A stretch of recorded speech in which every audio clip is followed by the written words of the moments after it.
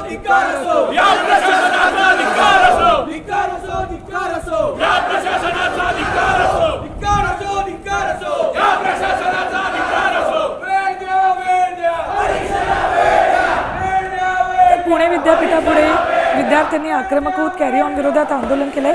थेट जाऊयात विद्यापीठ परिसरात त्यांचे प्रतिनिधी सागर आव्हाड उपस्थित आहेत, त्यांच्याकडून अपडेट्स घेऊयात.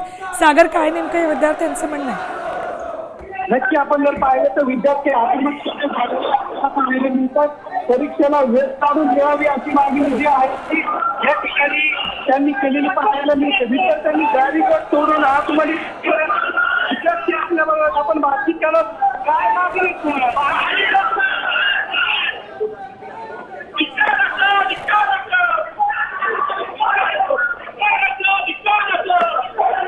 की जर रिव्हॅल्युएशनमध्ये मुलांनी पेपर दिलेले आहेत, पेपर चेक झालेले नाही, त्यांची अजून मार्कशीट आलेली नाही आणि उद्यापासून पेपर आहेत, तर त्याचा आम्हाला विरोध आहे. तुम्ही 8 दिवसाचा कमीत कमी वेळ देण्यात यावा ही आमची मागणी आहे. काय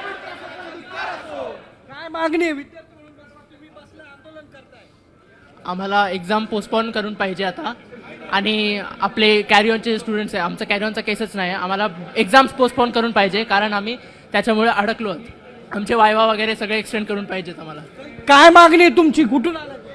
विश्रांतवाडीवरून. पेपर क्लिअर असून पण परीक्षेला संधी भेटत नाहीये. मागणी अशी आहे का परीक्षेला कॅरी ऑन मिळून दिलेला आहे, फक्त आम्हाला आता पेपरची डेट पुढे एक्सटेंड करून पाहिजे. जी की आता युनिव्हर्सिटी देत नाही, उद्या पेपर आहे सगळ्यांचे, ती युनिव्हर्सिटी डेट आणि आमचे एक्झाम फॉर्म पण भरायचे बाकी आहे अजून, तर ते फॉर्म पण एक्सटेंड करावा आणि परीक्षेची डेट पण पुढे एक्सटेंड करावा अशी मागणी आहे आमची. की पेपर चेक करा. मागणी काय मागणी आहे तुमची? आमचा पेपर समोर ढकलण्यासाठी, पेपर पोस्टपोन करण्यासाठी, कारण काल आमचे ओरल प्रॅक्टिकल संपलेत आणि उद्यापासून आमचे पेपर्स आहेत. मग एका दिवसामध्ये कसा अभ्यास करायचा? प्रॅक्टिकलचा अभ्यास करायचा कालपर्यंत आणि मग एका दिवसामध्ये पेपरचा अभ्यास होणार नाही ना. आणि एकच दिवस सुट्टी आहे, ॲटलिस्ट 2-2 दिवस तरी सुट्टी पाहिजे ना मग बॅकलॉगच्या मुलांना.